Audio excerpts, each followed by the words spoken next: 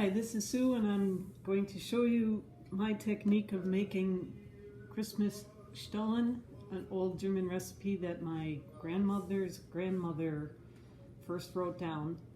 I don't have the original, but I do have one from my grandmother. So the first part's pretty simple, actually. It's just a standard mix of dough. This isn't very complicated. You start with a packet of quick rise yeast. I use quick rise because it cuts down the rise time by about a half, so you have time to do other stuff.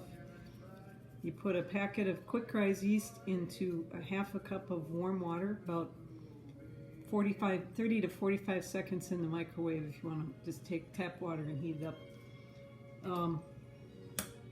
Mix it up. I put a pinch of sugar in it just to feed the yeast a little bit faster so it starts to foam up.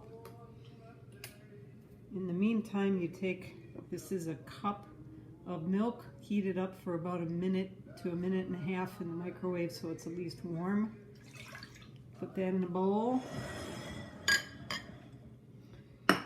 Put in 1 stick of butter that's melted.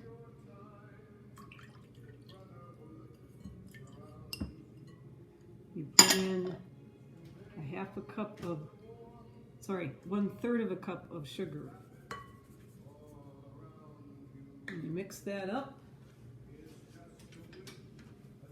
Stir it together a little bit.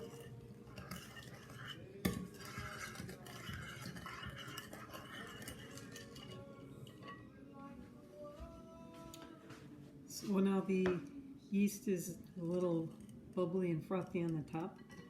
That can go in.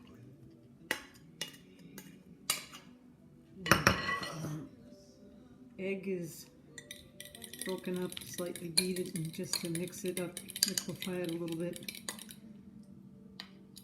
That gets put in.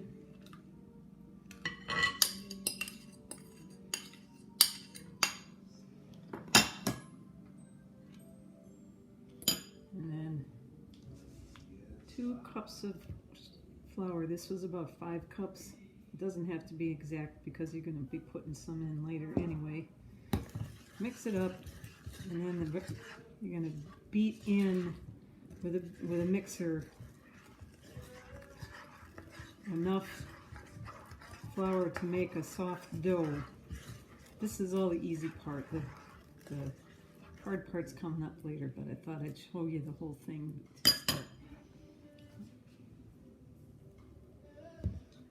So we'll mix this all up and get to the soft dough part.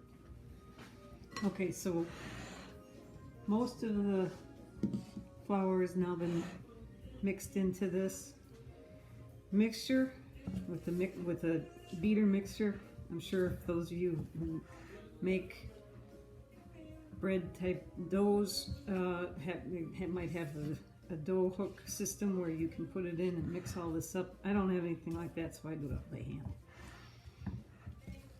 But you get it to the point where you can pick it up and work with it a little bit, mix in enough flour that it isn't runny.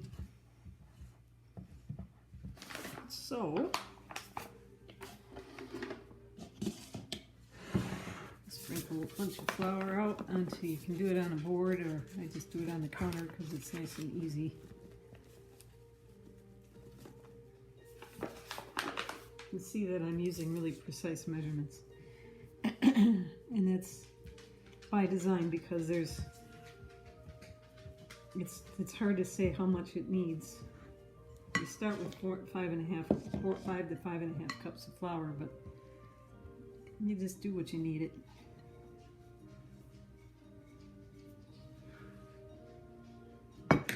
So, bring the dough, kind of put some flour into it, work it in.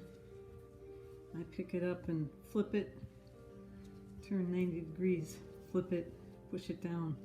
Just your basic dough kneading technique. Don't let it stick to the board. Keep working in the flour until it gets to the point where it's pretty consistent. So now it's starting to feel kind of soft and silky a little bit. Get it into a nice ball.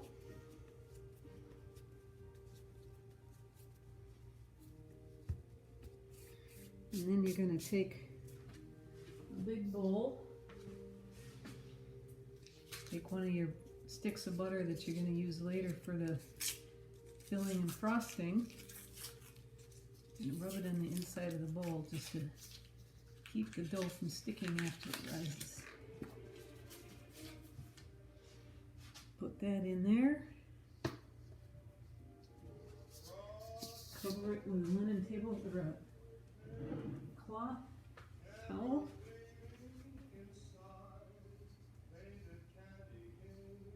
And put it in an oven that's set to go to about 120 degrees or so, and then turn off the oven and let it rise. This will rise for about 40 minutes, 45 minutes, something like that, to get it to where we can work with it to do the hard part. So we'll be back. Okay, the dough has been in a warm spot and it is now risen. And now we are going to do the putting together of the Stollen themselves. So you're going to, this is a two Stollen batch. So you're going to separate it down and the dough in half. Set that one aside for now. And then we're going to do the same thing here. I'm going to lower the camera a little bit so you can see a little better. It's this nice little round soft ball of dough. A little bit of flour.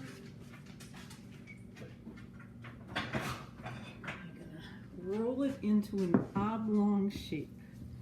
So really what you want to do is take it and kind of put it into that shape a little bit with your hands already, and then rolling pin will flatten it that direction. Make sure that we got flour underneath everything.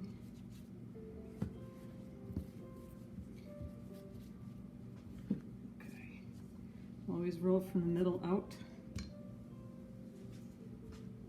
Try to get it uniform thickness as much as you can. Then, while this was rising, we made the filling, which is 1 3/4 sticks of butter and 1 1/2 to 1 3/4 cups of powdered sugar. You just want to make it so that it's spreadable. So maybe a little bit thicker than it should be, but it's still working. And you want to spread this out fairly evenly on the dough.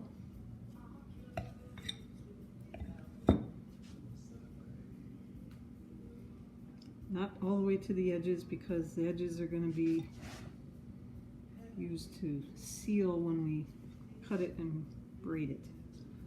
Okay, so now we have a thin layer, or moderately thin layer anyway, of frosting filling on the dough.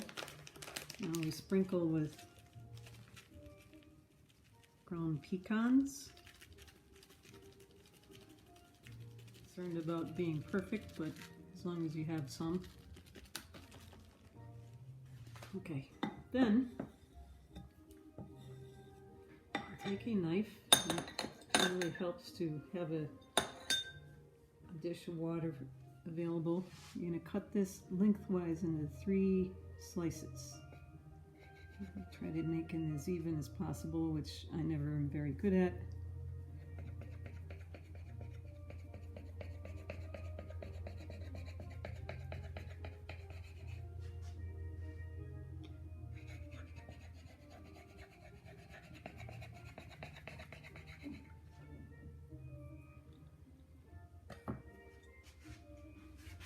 And I'll get to have the schnibbles then.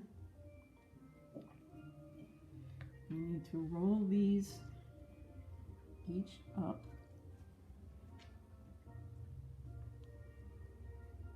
so that we can braid them. And this is where the water comes in handy, because you can use it to try to seal the edges a little bit better.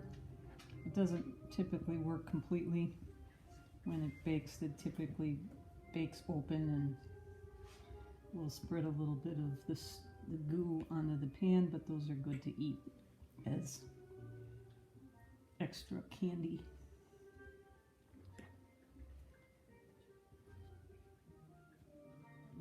Flip the ends in so that you don't have a thin point. You have a more solid end to work with.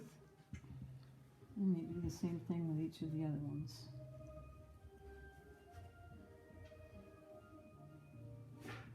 Trying to turn the edges in so that you get dough without the goo on it, because that will not seal as well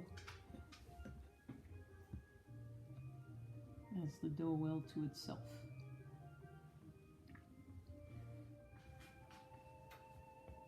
Then turn them over, because ones without seams are prettier. I always put the longer one in the middle. I don't know if it matters, it's just something I do. And then you braid them. And I can never get the braid right at the beginning, but it's something like that.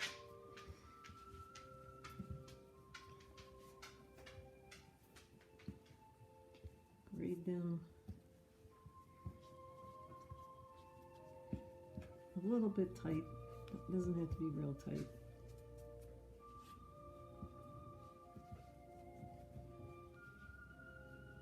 And then try to seal the edges a little bit. And then I'll see if I screwed this up. There we go.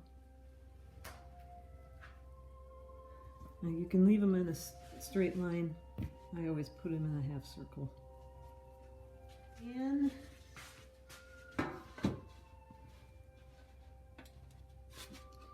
And then you're going to cover this with your towel again, and you're going to let it rise again in a warm oven before baking. You can make both of them like this at the same time. Put them both in the oven to rise at the same time and bake them at the same time. So we'll be doing that with the other one, and then we'll come back after they've risen in the oven to take a look what they look like before they get baked. So the Stollen have now been in a lukewarm oven to rise, and they're going into the oven now for 350 for 20 minutes. So this is the final product out of the oven, cooled a bit so that the frosting doesn't completely melt, but you see it did melt a little bit. Now the frosting, you use the leftover filling stuff that you spread it on the dough, and you add a little bit more powdered sugar and a little bit of milk and a little bit of vanilla. I say a little bit because it depends on how much frosting or filling stuff you have left. You just need to make it a nice frosting sort of consistency, something that's easy to spread, so you have to just play with it a little bit. That's part of the art of this, you know. So there you have it, German Stollen. Hopefully it helps you make your own.